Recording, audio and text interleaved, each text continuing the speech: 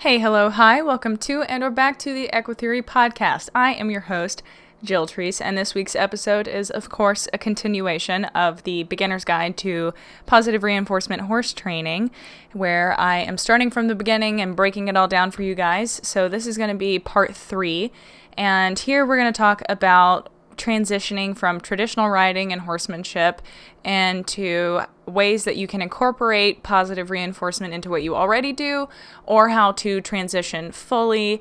Some of the things involved, like what is pressure? Is it anything just touching your horse? Is that technically pressure? What is it like to communicate with an animal that doesn't speak your language? How clear can you be? And what is your negative reinforcement brain, as I like to call it? And how does dominance theory play into this transition? There's a lot that goes into it, and I think it will make for a pretty interesting episode. So I hope that you'll stick around.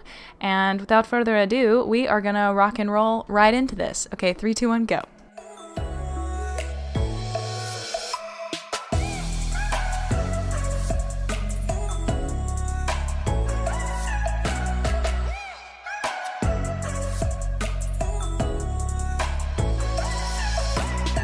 Okay, all right, guys. So, the Patreon ad that I just did the redo for is kind of irrelevant now. So I'm going to go ahead and do one off the cuff instead of re-recording a pre-recorded one. But essentially, if you guys would like to support me and the horses, you can do so by joining the Patreon. You can go to patreon.com/EquiTheory. And it's the same way it's spelled here. And then you can support me and the horses financially. There's an option to submit whatever amount you would like to do. But it does also have tiers. So you can join the $5 through $35 tier. Whichever one works for you. It works on a monthly recurring basis. So every month you get charged whatever amount. You can cancel at any time with no penalty. And at each tier, there are a bunch of different perks. Regardless of whichever tier you're at, you have access to our Discord server, which I think is like the coolest thing ever.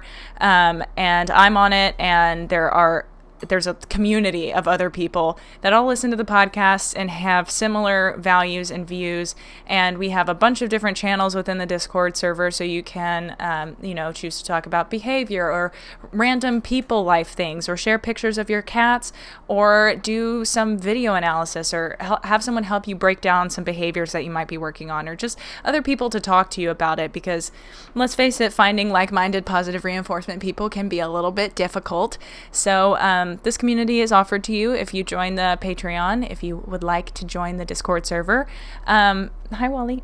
Beyond that, you can also send me one question to as many as you want, depending on your tier. The $5 tier, you just get one question, but you can always cancel and redo your subscription, and then you can ask more.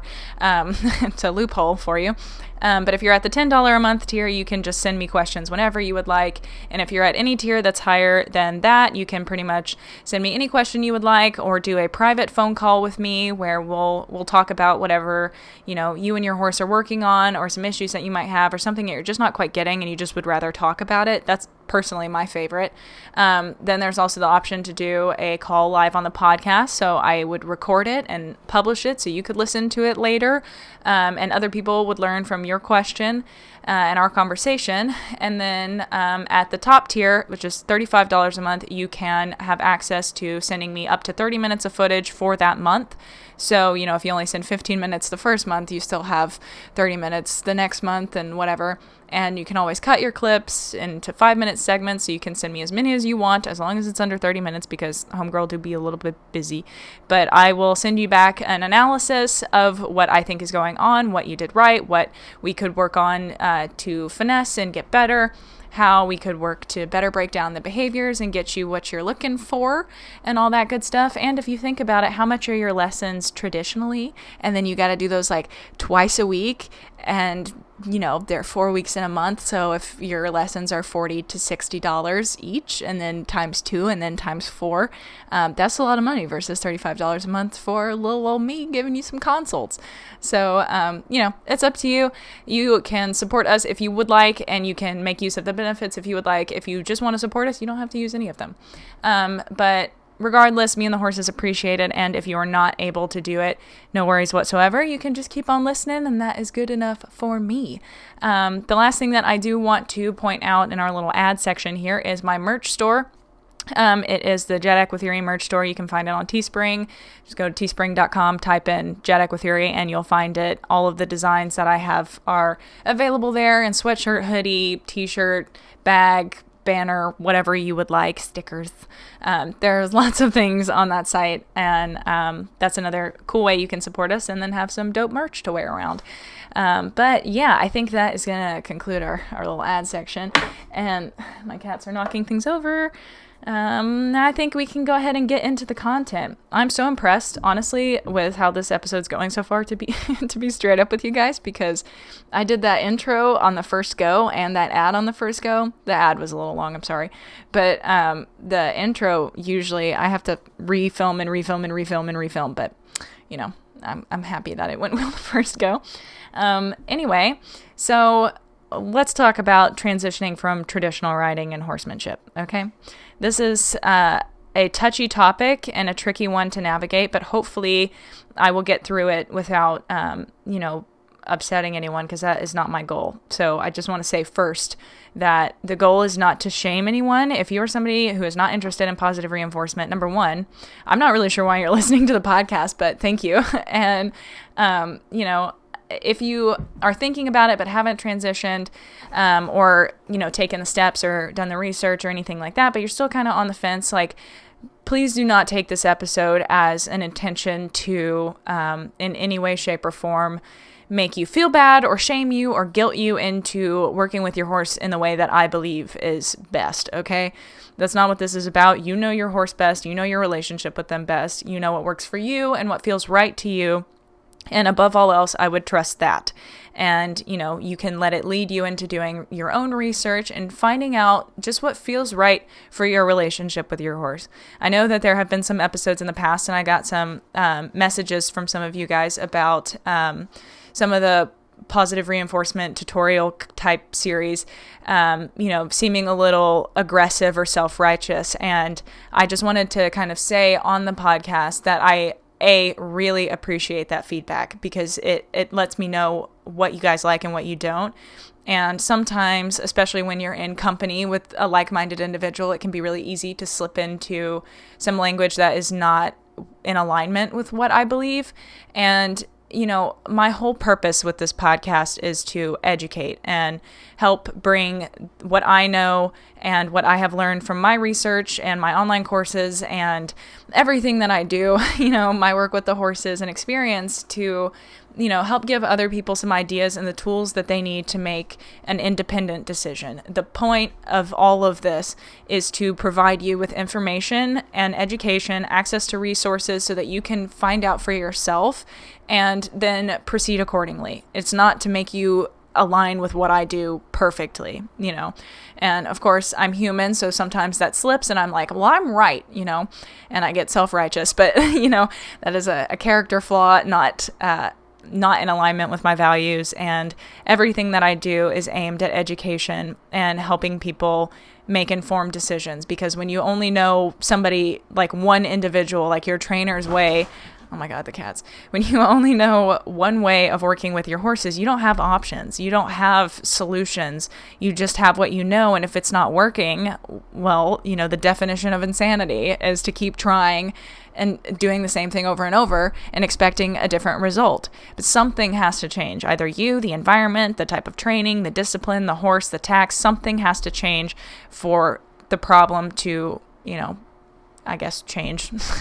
I'm trying not to say that again, but, it's the point of all of this is to help people and not to make them feel worse. That has never been my goal or my purpose or mission with this podcast. It's always been to help bring what I know to you and make it easier, because the information is disseminated all over the internet. And so, my goal is to hopefully help kind of put it in one place and make sense of it and talk through it for you guys and for me and, just bring education to the horse world, because it's largely based in just what's always been done and, your grandfather's way of doing it. But, my argument has always been that the horse world has developed so much over the decades. It used to be that horses were used to, travel from tribe to tribe, or to work on the farmlands, or to, aid in war and battles and things like that.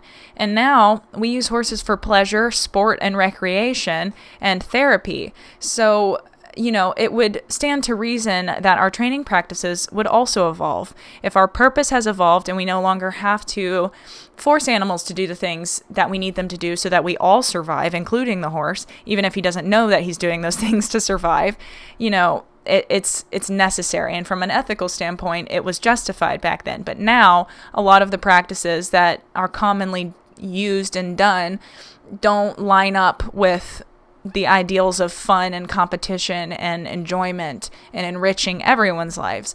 And that's where I think we can evolve a little bit past some of the archaic practices. And this is my opinion, and you are more than welcome to disagree.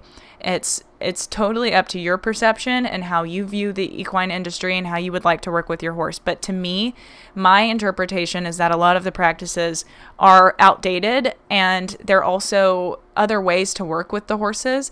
So if you can work with the horse in a way that is not pressure and relief focused, then I don't see why you wouldn't want to do that, outside of it being difficult because it's not the norm. But, once you get the hang of it, it's fairly intuitive, and then it creates this awesome communication with your horse. It creates positive associations with you.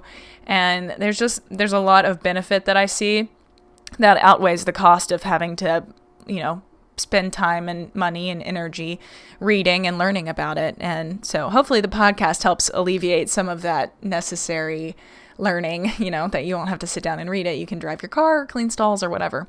But so let's talk about it. So generally, when you start talking about positive reinforcement with people who have never heard of it or are used to traditional training, it's a tricky subject, because in order for me to explain why I use positive reinforcement and why I like it and why I choose to use it over another method, has to, at some level, at least indirectly, apply or imply that I prefer it over the other one, that I think it's better. And I do. I used to have a really hard time communicating that, and I realized it was due to some cognitive dissonance.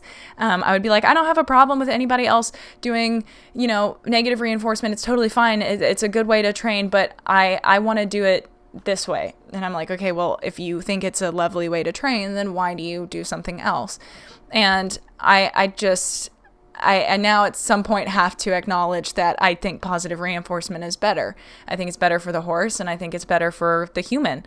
And there's just such the series of shifts that change for you and for your horse that just make everything go smoother and make it more enjoyable for both of you, even if it doesn't look like it right now, if that makes sense.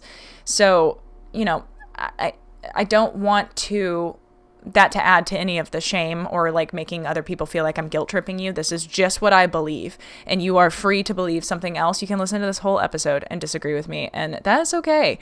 I think you are doing what is best for you, and I think I am doing what is best for me. Just because we do different things does not mean I think that you're a horrible person or you don't know what you're doing or things like that. It just means that that's not what I choose to do, because I think I have a better way.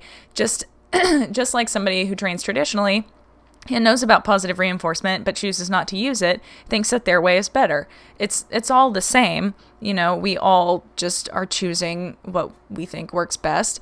And so when you are talking to somebody about it, it can be really tricky, because when you explain why you think your approach is better, then you have to indirectly suggest why their approach is not good. For instance, people that train with positive reinforcement typically express that they feel more connected to their horses are now willing partners, and the horses are choosing to participate. And when you say things like that, the people on the opposite side are like, well, my horse is choosing to participate and my horse enjoys the job, but you, being a positive reinforcement on the opposing side, are insinuating that that's not the case.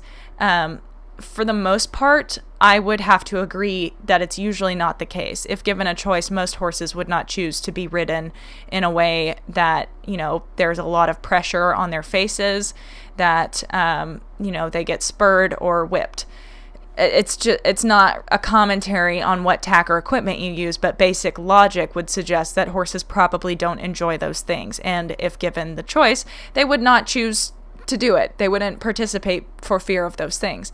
So, it's about how do you make a horse want to ride with you and be with you and work with you and do all the things that you love so much? How do you make the horse enjoy it and choose it? And that's kind of what journey we're all on, I think, at least I hope. I want my horses to have fun and enjoy the connection and the activities themselves. And I just think traditionally it's very hard to get those positive emotions when you're working in a state and a part of the brain that is all about avoidance. And, the horses are actively trying to avoid pressure and seek relief. And I don't know, I prefer to work in a way where the horse is seeking the good things and they want to do the behaviors because, I get a treat for it. And inadvertently, you end up classically conditioning those behaviors. So when I work with Zoe and I teach her to pick up one of her legs, and I point at her leg and she picks it up, then I click and I give her a treat. So yes, she's being reinforced with the food, and that's great, and that's what drives the behavior initially. But over time, that in the same way that the clicker gains meaning by becoming paired with the food, and the clicker predicts food, and eventually the clicker also gets paired with those positive emotions that come from the food. Eating releases all sorts of good things in the brain, and so the clicker eventually starts to develop or deliver the same feeling. So a secondary reinforcer, if it's used a lot and paired really strongly, it can become almost, if not just as powerful at response elicitation as the original stimulus, the treats. So the behaviors do the same thing. And this is called the conditioned emotional response. And so you actually condition an emotion into the behavior. So for Zoe, if she picks up her leg and her body feels good and none of it hurts, she picks up her leg and I give her a treat, and I do this for a long time. And she really learns that behavior really strongly. She responds to the cue every time. She gets a treat every time. And eventually that behavior will start eliciting a similar emotional response as the food. So the behavior itself becomes rewarding. And that's where you can start doing behavior chains, and you can start, in ridden work, for instance, you could chain a whole dressage test together because the horse feels good and is enjoying the movements and working with you, and has a blast doing it because they feel good and they understand it. There's clear communication. There are no aversives. And the horse also has an emotional response paired with those behaviors. I'm trying to think of a human example. It's tricky. I guess you could say like, I guess a simple example would be like Pavlov's dog. For a human, you're really hungry and you go to get food out of the fridge and the food elicits that response. But eventually, your fridge will start to elicit that response. You look at it and you're like, I think I'm hungry. And you get that same feeling that you would get from looking at the food, and it all kind of transfers. That's probably not the best example. I can't think of one off the cuff, and I don't feel like pausing it to sit here and think for 5 minutes and come up with something that would, be parallel to the horse example. But so that is, I guess, finally the end of my preface for this episode. But, again, I just really want to reiterate, because I made a mistake on one of the previous episodes about sounding really judgmental and self-righteous, and I hate that happened, and that's not what I want to ever happen again. So I really want to make sure that you guys that are listening understand that none of this is to make anybody feel worse. If anything, it's to give you the tools to feel better, and that's the purpose. But I am human and I mess up sometimes, and I am from here on out to doing the best to make sure that doesn't happen. So Yeah, so let's dive in. The first question everybody always asks is it all or nothing? Can you use pressure? So, I'm a traditional rider and I come from, the eventing world. Can I continue to do those things and ride quote unquote normally, but also use positive reinforcement? The short answer is it depends. And that's kind of how everything works. I actually had somebody ask me a question about that because they said in my episode with Shelby, I was talking about, Shelby Dennis, talking about how you can mix and you can do both. And then in my episode with Kane, I really advised against that. And part of that obviously comes from like who I'm talking to, and I'm not going to, argue with one of them on the podcast and be like, actually, I disagree, and then spiral off into that. But, I'm starting to think that maybe I should so that you guys get some clarity. But I also hate having to caveat every single statement of mine and my guests. But the point is, it depends. And I want to provide some clarity to what I confused a little bit. So in my episode with Shelby, I talked about how if it's done well, you can definitely mix and not suffer any repercussions. It's doable. But in my episode with Kane, we were talking about an introduction to positive reinforcement riding and all the beginning things. And I would really say that if you are a beginner to positive reinforcement, to not mix, because if you're not an adept trainer, then you risk confusing the horse or poisoning cues or things like that. So it's better to just pick one and do that as much as you can. And if you need to in certain situations, then you can work up your humane hierarchy of behavior modification ladder. And so it's, like I said, it depends. And it's tricky to answer because you definitely can mix. And Shelby does, and Shelby mixes very effectively. And Kane, for the most part, is pretty much purely positive reinforcement as far as I'm aware. So it's, just a difference in approach and being really methodical and making sure that you are 100% deliberate with what you're doing and you're not just doing negative reinforcement and then clicking and treating for it. That is where you run into issues, and I talked about that in the last episode. If you haven't listened to it, I dived really deep into poison cues and negative reinforcement with a cherry on top, and so I would listen to that episode if you're not clear on that, but you run those risks with mixing.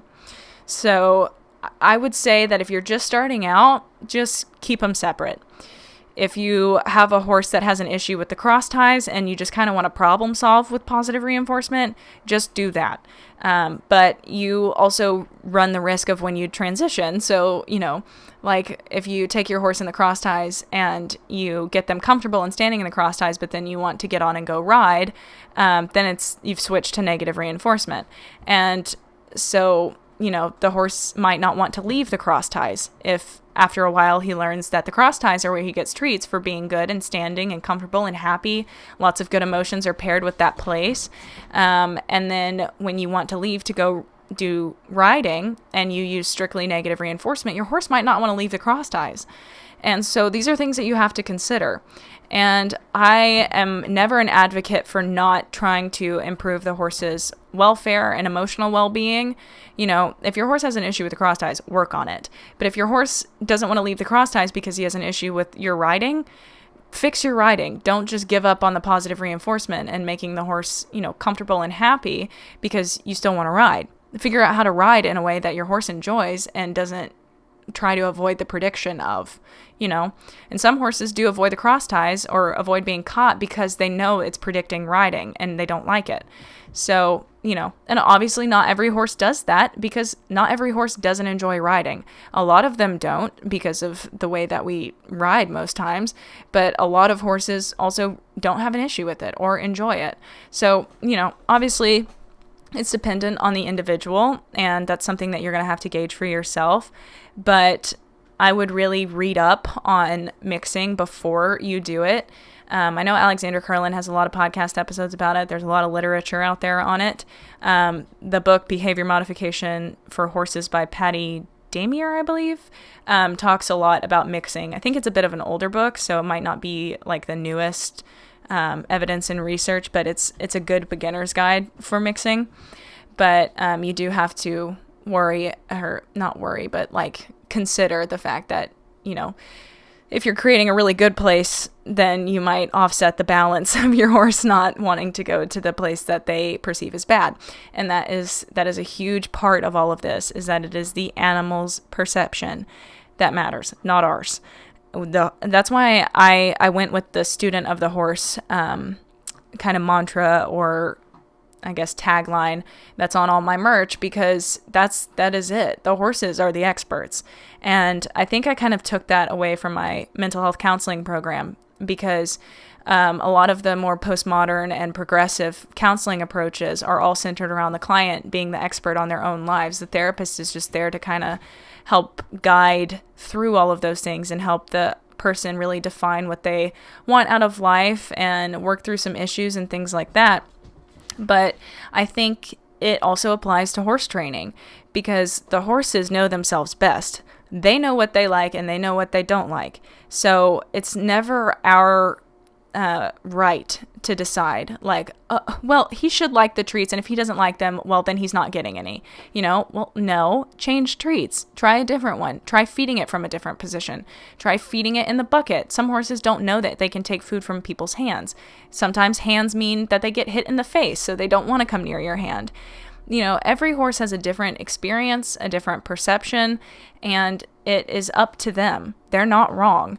It's us and our blaming. And I can't tell you how many times I've seen people try to feed a horse a treat and the horse won't take it. And they're like, well, fine, then you don't get one. It's like, why are you like that? Like, if somebody handed you a piece of broccoli for your training and you were like, no, give me something better. You're not, like, if they were to say to you, well, fine, then you don't get a reward, then how likely are you going to be to do training? You're not. You're going to be like, that sucked. I don't like that. So, just consider it from that way, and just realize that your horse is the expert on themselves. And if they're not doing something, then there's a need for reevaluation. So if you cue your horse for a behavior that they know really well and they're not doing it, they might have a rib out, or their back might hurt, or they might be working on an abscess in their hoof and they're not quite lame yet. Things like that. And just really ensuring that you are giving the horse the benefit of the doubt. They're not your enemy. And that leads me into the dominance theory consideration, I guess, because, I did episodes in season 2. I believe it's episodes 30, 31, and then 35 was on Join Up. And all of those episodes you can find on your podcast listening platform, or you can find on YouTube. Please subscribe, dear God. I need more subscribers on that channel so we can monetize it. And I'm hoping that once it gets monetized, then, I might start doing the podcast where you can like see me, like I'll do videos. I ordered an external battery for my camera so I can record for a long time. So that might be cool. Might be something that's coming in the future. So please subscribe if you have a YouTube channel. It takes 3 seconds. But anyway, so I did those episodes on dominance theory, and I think they're probably some of the most important episodes that I've ever done, because a lot of people did not know. And I didn't realize that a lot of people didn't know, but I was also one of those people not too long ago. And there's also a YouTube video up on EquiTheory that's a shorter version of all of that. But essentially, dominance theory is the idea of like pack theory and alpha and herd leader and all that good stuff. And basically, we've just all misunderstood it and misconstrued what the actual science shows. And that to work with your horse in a way that you are trying to be alpha is A, not logical or realistic, and B, it's often just a justification to be able to do things to your horse that without that justification you would not be able to do because you would feel bad. But, if your horse bites you and you hit him in the face and you say, well, he has to learn, I have to discipline him, otherwise he's going to think he can walk all over me. Or, he bit me, I'm biting him back, because that's all he understands. He doesn't understand it if I explain it to him. All of those things justify that behavior of hitting, and it make it those justifications make it easier for you to continue doing it. And it seems to work in the moment, but, over time, if the horse is doing the biting for a reason, the hitting is probably not going to curb it. And, sometimes it does, because the horse learns that communicating is pointless, and that's what we call learned helplessness.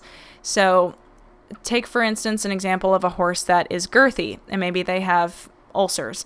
And so when you do up the girth, your horse swings his head around and nips at you, a few warning bites, and then finally he catches you off guard and actually gets you and bites your arm. And you punch him in the face and you're like, you are such a dick, you're so lazy, we're going to work, you're not getting out of it, I'm sorry. Then you're like, well, I had to hit him in the face because I had to teach him a lesson, and I don't want him to think that he can just bite me. That makes sense, but it's coming from the wrong place. And if you come from the right place, the one that is well-versed in equine ethology and behaviors, then you don't see it the same way. If I had a horse that I was girthing up and I tightened the girth and an ear twitched back, and they were like, I'm not going to proceed, because I don't want it to escalate to the point where the horse has to even nip at me to let me know that it's uncomfortable. I want the horse to be comfortable the whole time. And so, if I was girthing up a horse and they bit at me, I'm not going to be thinking, okay, this horse is just an asshole. This horse is trying to kill me, or he's trying to, show me he's boss, or he's trying to get out of work. None of those things cross my mind anymore because of the research that I've done. And oops, sorry, didn't mean to kick you. There was a cat under my desk and I accidentally kicked him. But now I come from a place of why. And I don't go for the simple dominance theory answer that a lot of people go for. It's a heuristic in your brain. Horse bites equals horse is dominant. So you must quash dominance.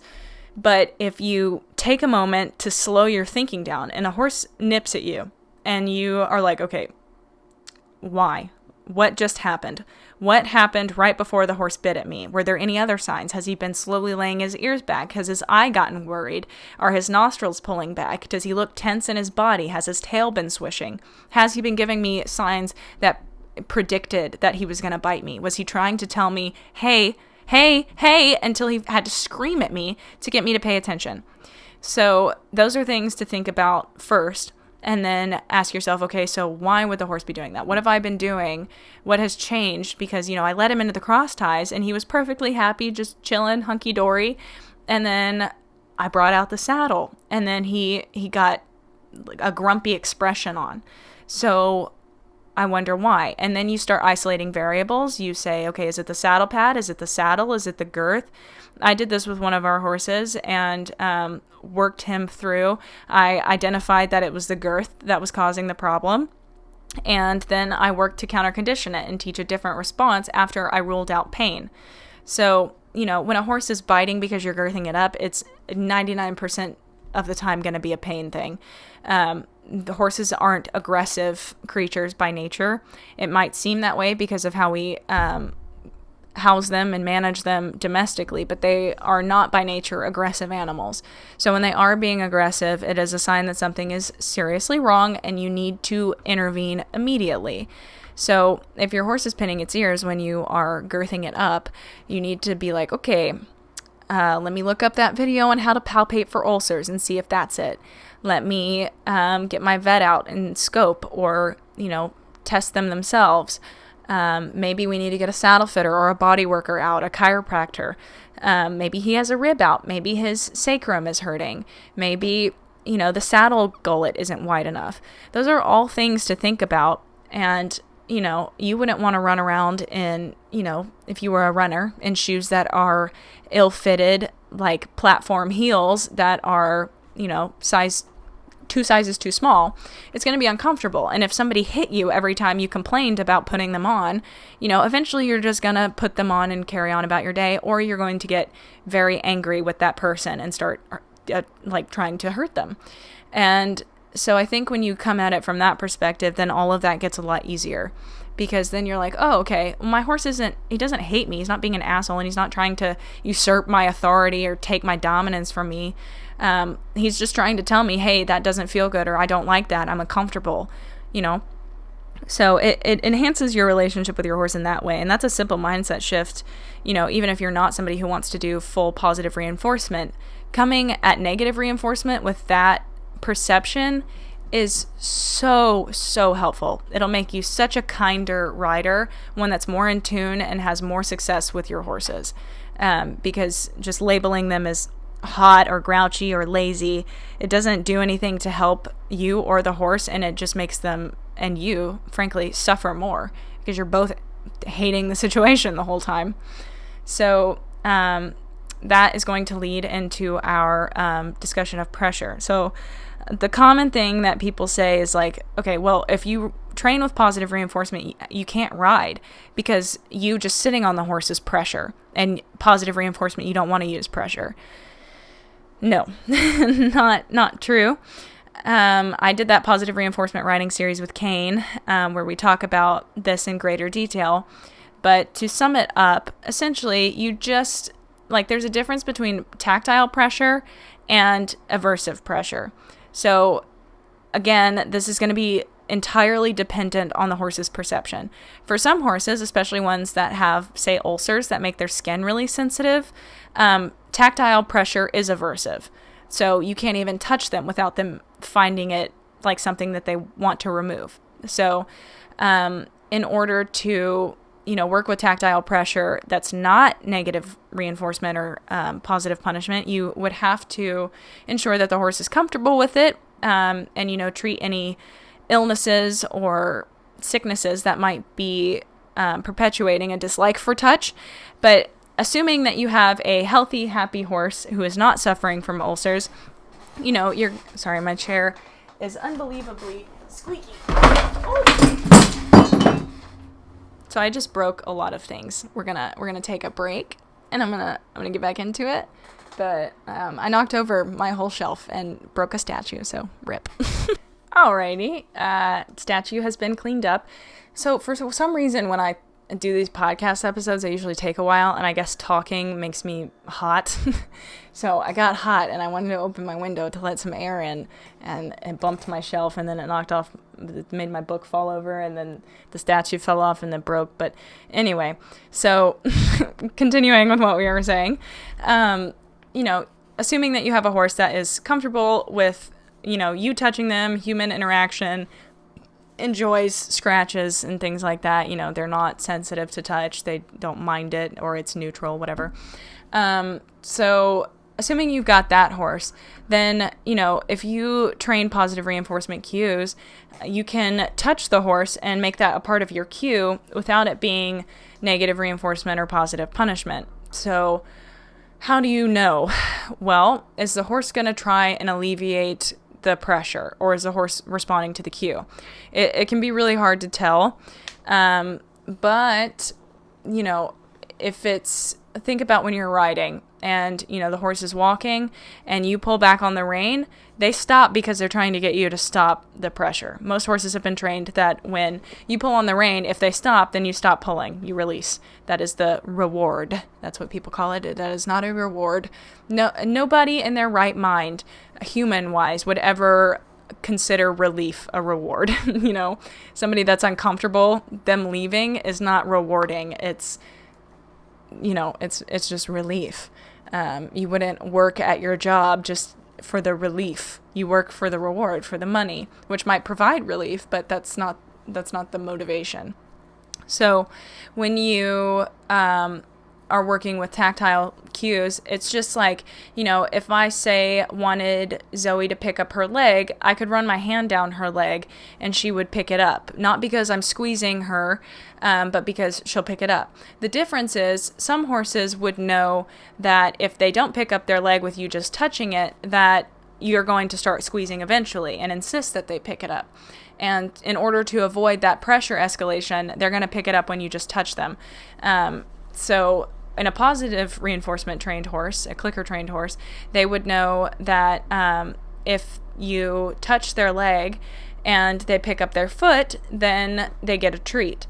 So there's a different motivation, and that's how you tell if the horse is responding from positive reinforcement or negative reinforcement. It's all about how it was trained.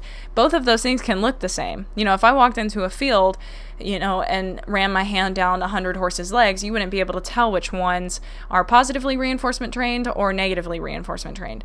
They all look the same, but the way that they were taught is very different. So those are the different types of pressure. There's tactile, there's aversive, and there's emotional. You can put pressure on your horse emotionally, and I know that this makes me sound like I'm branching into woo-woo stuff, but I'm in an animal emotions course right now, and it's, I forget what exactly branch it's under, but it's an IAABC course, which is the International Association of Animal Behavior Consultants, and I'm taking it for funsies, and I'm learning about all of Jaak Panksepp's work and how he did all that research identifying the 7 core emotions and all of that. Connection training works a lot using those core emotions, and I think that's great, and I'm hoping to get that proficient here soon. But essentially, if you were to, that's where mixing can be a confusing thing for horses, because if you are, like I've said in the previous episode about you're at work and your boss says, see me after work, or come by my office after work, I need to talk to you. You don't know if you're going to get fired or if you're going to get a raise. You don't know what's going to happen. And then you kind of simmer in this state of anxiety. That's what can happen with horses when you use negative reinforcement cues and positive reinforcement cues together, and the horse doesn't know if he's going to get relief or a reward. And that is emotional pressure. There's also emotional pressure by you walking to them aggressively. Horses, there have been studies, and horses can read your facial expressions, to some degree. And if you have a really angry face and your posture is aggressive and you're walking at them straight on, they're going to be like, ooh, no, I'm going to move away from you. And that's negatively reinforcing. They feel safer when they're away from you because you're scary. So, and that is more of an emotional pressure because it's not technically physical. And I'm not sure what else that category would fall under, but I feel like it's more emotional because they're like, oop, you're gonna make me dead, so I'm gonna dip. So those are some different types of pressure. The one that people that train with positive reinforcement usually tend to try and avoid is the aversive pressure, the ones that the horses seek to relieve, and they want that pressure off, because it makes things more enjoyable when you're not working with your animal in a way that they're constantly trying to get you to stop doing the things that you're doing. Like when you ride and you pull back on your reins and your horse is like, okay, I'm going to stop so that they stop pulling on me, or I'm going to go forward so that they stop kicking me, or I'm going to jump this fence that scares the bejesus out of me because I don't want to get hit with the whip. That it's a different part of the brain and the emotional systems that you're working off of. When the horse is working off avoidance. And that's just not something I really like. And, some people can ride like that all day long and their horses will still come up to them. But other horses will continue to avoid you everywhere else. They'll run from you in the field, they won't come to you in the field.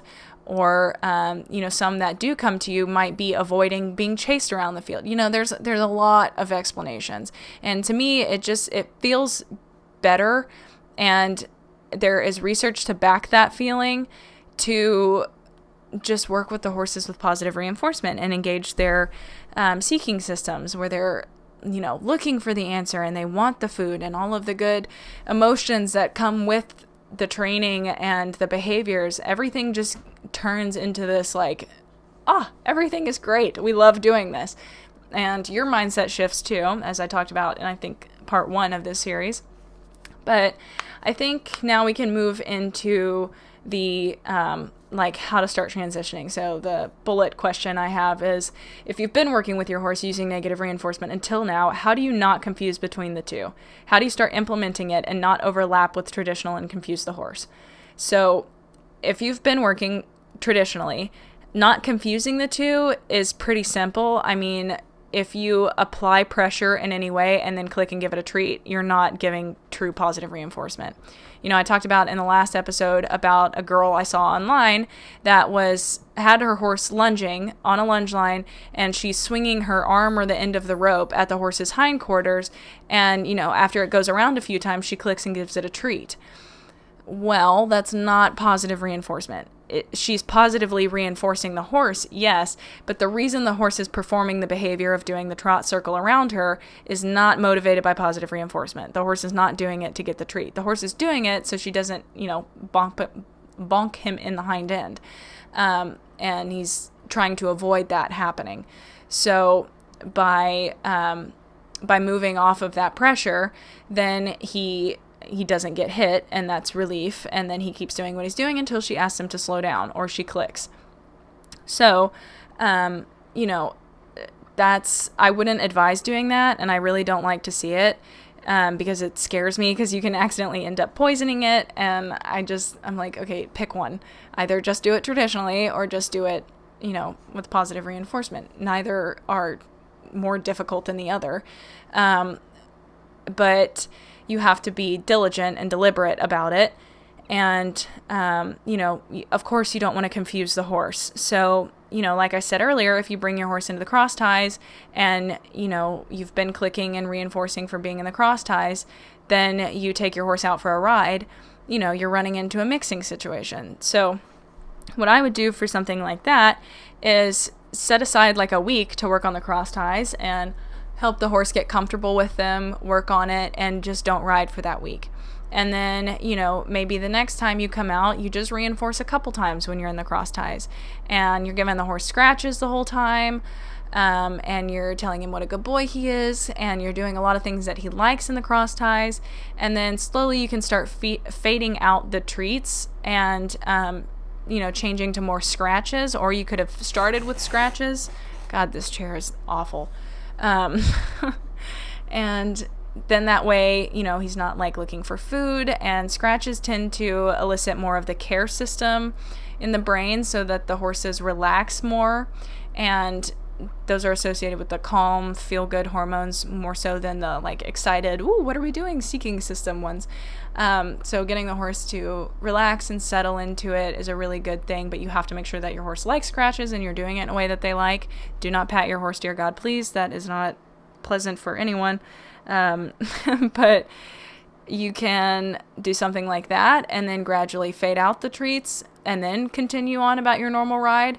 But I think that if you give him lots of treats in the cross ties and get him over it to where he's really good in the cross ties, and then the next day you don't give him any treats at all, you're probably going to have a monster in the cross ties and a horse that's offering a ton of behaviors trying to get you to give him reinforcement because he enjoys it and he likes food, and you have told him that the rules so far are that he gets treats in the cross ties. So you have to explain it to the horse in a way that's fair, rather than like put yourself in his situation. Like, somebody's taking you somewhere, giving you these really awesome things, and every time you go to that place, you're going to expect those awesome things. And then one day, there are no awesome things anymore, and then you're expected to just stand there while they put things on you and then take you and go make you exercise really hard. Like, yeah, you're probably going to undo some of your work. And beyond that, when you're standing in the cross ties or in that area and you're asking, well, hey, what about my treats? Like, don't you normally give me things that I really like when I'm here? What's going on? And then you get punished for it. So, put yourself in the horse's shoes. Think about how confusing it would be for them or how clear it is for them, and work off of that to make it easier for the horse to understand, and also help you come up with ways to get your goals accomplished, So I would, at the beginning, especially when you first start working with positive reinforcement, I would just say keep them separate. Do your sessions separately. So, if you are, hey, what are you doing? Stop that. If you, cat's like pulling things out of my shelf. That shelf has been through enough today. If you go, you go get your horse and you tack him up and you ride and then you put them away, hang out for like 15 minutes and then go back out to their field and then work with them with positive reinforcement. Just break it up a little bit and, make sure you have something really identifiable. Like every time you wear a certain hat, you're doing clicker training. You are literally wearing your clicker training hat. Or the thing that people mostly use is the bum bag, having a fanny pack if you're not from the UK, because we don't call it that if we're from the UK. But if you're in the US, that's what we call it. But using a bum bag, a treat bag, having that around your waist usually indicates to the horse, oh, we're doing a training session. So then they expect it. But if it's not there, then they know you're not. But that takes time for the horse to learn that. And notice it, but they're very good at context. So that could be something that you could help use to differentiate it. This is a beginner intro series. So I would say to just keep them separate for now until you learn more and you get more well-versed in it. You've done some more research and you think you know how you can best apply both of them without confusing the horse or poisoning a cue, things like that. Hi, Wally. Some other things that I kind of just want to discuss. I've got some bullets here. Really don't overdo it in the beginning. When you first start working with your horse, it's a new way for them to think and interact with you, and it can be really difficult. Like, just for a fun experiment, I really encourage you to grab a friend and then try and clicker train them to do something without words, and then have them do it to you and find out how difficult it is to understand and just guess what you're supposed to do, especially if the other person doesn't really know what they're doing and isn't clicking you on time and isn't being accurate or clicking for small enough efforts. So, just things like that. It'll really help you understand what your horse is experiencing and make you a better trainer. And if you probably wouldn't be able to do that with your friend for 30 minutes. You would be exhausted mentally from thinking and guessing. So, for a horse to go that long in clicker training, it can be really emotionally and mentally draining. So when you first start out, when the horse is doing all of this guesswork and is probably emotionally through the roof because they're like, food, we're working with food, oh my god, this is great, keep it shorter. Also be sure that you leave your sessions with food on the ground. I don't know that I've said that thus far in the series, but have an end of session cue. Like, I always put treats in the bucket or the alfalfa pellets that I'm using. I'll put a pile in the bucket and then be like, all done, and walk away. So then Zoe knows we're done training. So there's that. Keep it short and sweet and simple for your sake, because, if you're brand new at this, you probably don't have a lot of plans. Hopefully you do. I would really recommend keeping a training journal and breaking the behaviors down before you go work on them. But, make sure you have a plan, and then when you feel like things have gone well, end it. 10-15 minutes is probably long enough for your first couple of sessions. I wouldn't really exceed that. A lot of people don't even, your horse will tell you can tell when they start getting slower to respond that they're getting fatigued. Usually with the young ones, I got about 5 minutes before I start losing them. But another thing to consider is that some horses have issues in the beginning with positive reinforcement because they have a fear of being wrong. And that fear comes from, in the past when they've guessed or they've offered an alternative solution, like say you're leading your horse away from his herd and he's like, I really don't want to go there. How about we go back to the herd? And he starts to turn and you yank on the lead or shank it or something. Then the horse is like, okay, not allowed to make suggestions. Noted. And, there are lots of circumstances that happens in, particularly in riding or in the cross ties. When the horse expresses themselves or offers another behavior, they get punished for it. And so when you're trying to take a horse out of that mindset and teach them how to think and guess and problem solve, that can actually be really, really anxiety inducing for the horse. Because imagine if you're at work and every time you offer up a new solution or a new product idea or business idea or something, your boss and coworkers laugh at you and ridicule you and tell you you're stupid and demote you. And so then you get really, really shut down about promoting new ideas. And then one day your boss walks in and he's like, hey, I want to hear your ideas. I'll reward you for them. Go. you're probably going to be shaking in your boots because you're like, I don't want to get fired. I don't know if he's going to do something wrong or if he's kidding or if he's, actually going to like it. And I don't want to get hit or demoted or any other form of punishment. So that can happen for the horses too, when they've been conditioned to believe that trying new things or expressing themselves in any way, whether it's like or dislike, has been shut down. They're going to be afraid to try, and they're not going to be great problem solvers at the beginning because they're going to be afraid of it. So it makes them really insecure, and they just wait for the correction the whole time. So in order to help mitigate that, you have to reward the little things. I would start at liberty and protected contact, over a stall door or over a paddock fence, and they are not connected to you in any way. They are free to stay or leave. And then you click for little things. If you're doing target training, if the horse looks at it with its eyeball but doesn't move its head, click for that. Click for any indication that they're moving in the right direction. And then you can slowly start raising your criteria. And then over time, the horse will learn, okay, my person is not punishing me anymore for saying things or expressing things. Sometimes this means the horses will get really out of hand and they get really bad before they get better because they're like, okay, well, that's never happening again. You're not ever going to put me in that box again where I feel like I can't do anything or say anything. And now that you're not doing that anymore, I'm going to tell you exactly what I think. And I've had a lot of horses that have come from bad homes. And when they get to us, they are the most docile, what you call dead broke, lovely horses. And then when I start working with them with positive reinforcement and then nobody is punishing them anymore, they get really awful. And I think that's what deters a lot of people from, switching to like an ethical Lima system. And because the horses get really bad. But if you don't push through to the other side, then you don't see how incredible your partnership can be with your horse, because now it's actually two-way communication. The horse has an input and they can say no and you will respect it. But at the beginning, they're kind of just like, hard no, you've been a dick. I'm not doing that. Obviously it depends on how you've worked with your horse in the past. Not everyone who rides with negative reinforcement is harsh on their horses, but I definitely was. And when I started working with positive reinforcement, Zoe picked it up really easily. She was like, okay, thank God we're not doing that anymore. I love this. Let's keep doing it.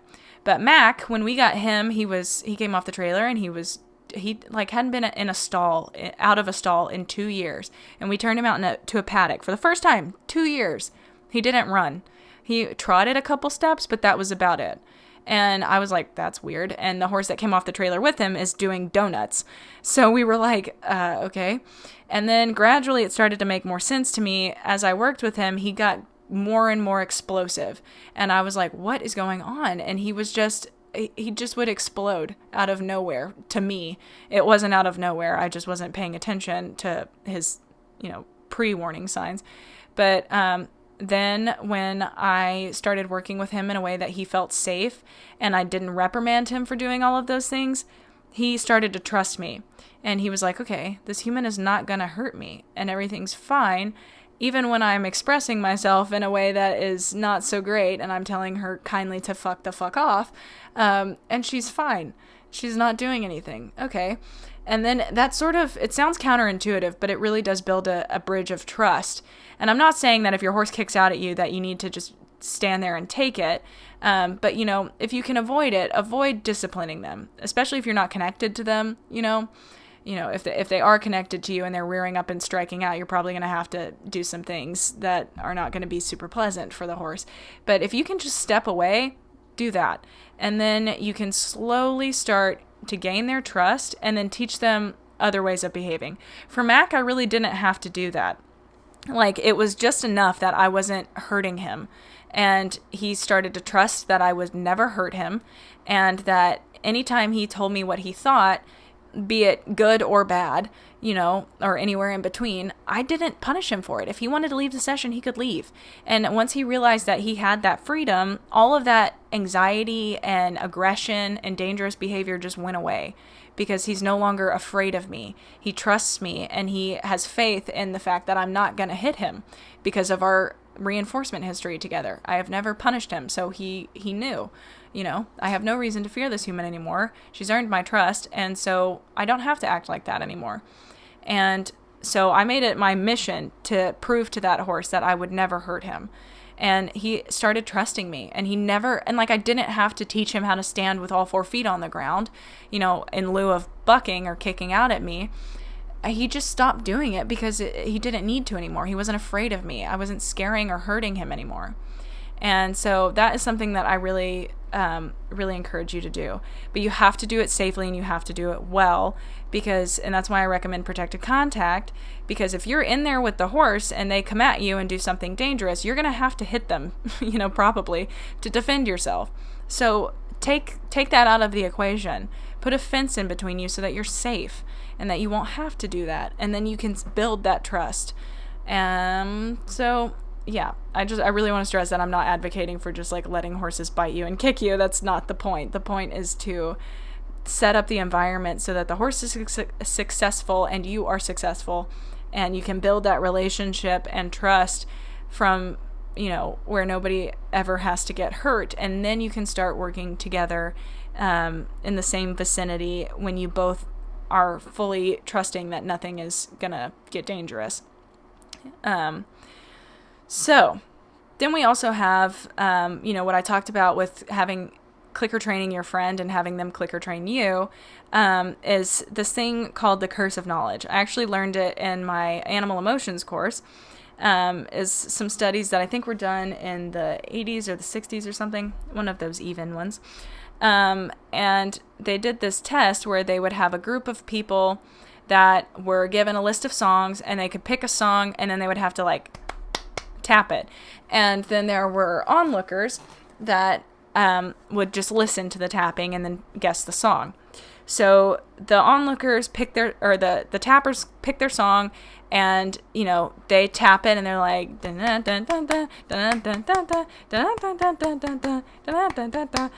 happy birthday, whatever. So they do it like that, and then they think it's obvious. Obviously, they don't sing it along. I just did that, so you could have a little taste of how beautiful my singing is. But the onlookers, would have to guess the song, and the tappers, they were interviewed before they knew who all guessed the song, and they were like, I would say at least 50% understood what song I chose. They chose very popular songs that everyone would know. And there was less than 2.5% of the onlookers got the songs correct. And they estimated 50%. So that is what we call the curse of knowledge. So sometimes it happens to me on these podcast episodes. Things that seem trivial or easily understood to me, when I'm explaining them, I might not explain it super well because I'm really familiar with the material and I don't know what you guys don't know.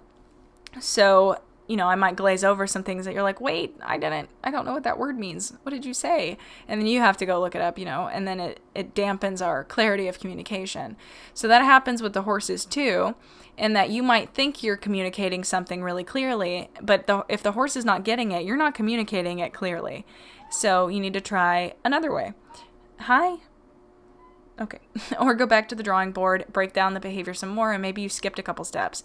Maybe you increased your criteria too quickly. So another thing to consider when you first get started is where are you going to train? So if you have been at the same barn for the past 10 years in the indoor arena, and every time you're in there, you have ridden with a whip and spurs, and your horse has stopped at jumps, and you've had to do some things you don't like, that's probably not a very good area to start your training, because the horse is going to have an association with that area. In the same way that they learn to pair, the behaviors with the positive association of food, they can learn to pair the arena or a place with what happens in there. So if the arena predicts that they're going to get whipped and spurred and ridden until their hide falls off, then they're probably not going to like being in there very much. Some horses, depending on how they're ridden, are probably, they might not have a problem with it. But if they're like an old lesson pony that's had 8 different kids bouncing on him all day, every day for the past 20 years, he's probably not really going to enjoy the arena, and you're probably not going to get much out of him. So pick a place that's neutral or has a really positive association for the horse, and So those things are really important to consider because you want to set the environment up for success. In the last episode, I believe we talked about antecedent arrangement and making sure that you are setting it up for success. You don't want to take your horse into a really scary environment and then start positive reinforcement training for the first time, because they're going to be like, fuck you and your carrots. I got to get out of here. I'm going to die. Or in the arena and they're like, I'm not doing anything. I'm just going to get punished if I even try. Some horses get like that. That's not everybody's horse, but there are horses like that out there and you might not know it. So be aware of the environment. Beyond the helping the horse, be successful, it also helps you stay in your mindset so you don't, start treating them in the way that you would traditionally. So, a lot of traditional riding and training is based off of, sorry, I had to move, my chair is so obnoxious. A lot of it is based off of like, okay, what is the horse doing wrong? How do I fix it? Correct. Make it better. And a lot of that is done through force and pressure and whatnot. And that's all fine and dandy. But if you go into positive reinforcement training with that mindset, you're going to get really frustrated with it and you're not going to have a good time. And the whole purpose is to enhance your relationship with your horse. So if you go in there and you're like, it's not working, I hate it, this horse is stupid, it's not getting it, then, it's probably not going to go well. So if you're in a new neutral environment for yourself as well, like maybe you never work with your horse in the round pen, and that's where you decide you want to start your sessions and you put your horse in the round pen and you start working, then the environment is going to remind you that this is something different. You're doing something else instead of kind of leading you back into the old thoughts. So that would happen probably in the riding arena where you're used to getting the behaviors and having your horse, just kind of be obedient. So when you have that expectation of something that's totally new, it can be really difficult to keep it in perspective. So, try a new environment for both of you.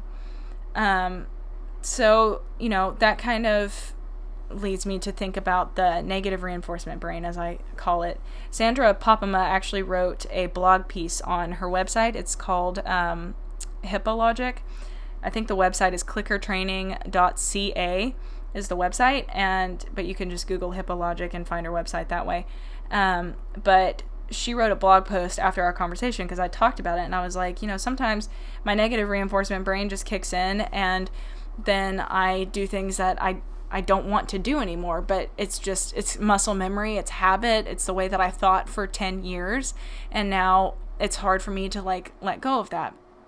So, one of you wrote me about it and I thought it was a really interesting thing to say because I was like, what I asked on Instagram and asked you guys what you wish people had told you when you first started. So this is kind of an excerpt on that, and I think it fits well under the concept of your traditional or negative reinforcement brain. So they said, and the situation is you're yanking on the lead rope because the horse did something and you yank on the lead rope. Acknowledge that you did it, and then figure out why you flicked back to the old methods. So if you've switched and this is something that you want to do now and you no longer want to do it the old way, you no longer want to yank on your horse's lead rope as punishment, you have to take a moment, take a beat and be like, okay, why did I did that? Why did I do that? And was it because I got frustrated? Was it because my horse pushed into my space and it worried me a little bit? Was it because I was annoyed by that or I felt like it was disrespectful? Where does that come from? Why is that a bad thing? Why can't my horse, step into my space? How could I approach that differently? And this person that sent me this message said, I find it often happens when the horse is just confused. Next time, if you notice the horse isn't doing what you want it to, try to remember that the horse is probably confused or one of its natural instincts is screaming in its head, run away or the mailbox will eat you, and you just need to do something differently instead of applying an aversive until they do what you want. So I really like this philosophy, I guess, that, if the horse has done something you don't like, the horse is either, these are my main three, the horse is confused, in pain, or afraid. So if the horse doesn't understand that he needs to be out of your space because you've never rewarded him for being out of your space beyond just not messing with him when he's not in it, then he's probably not got a clear understanding of that's where he's supposed to be.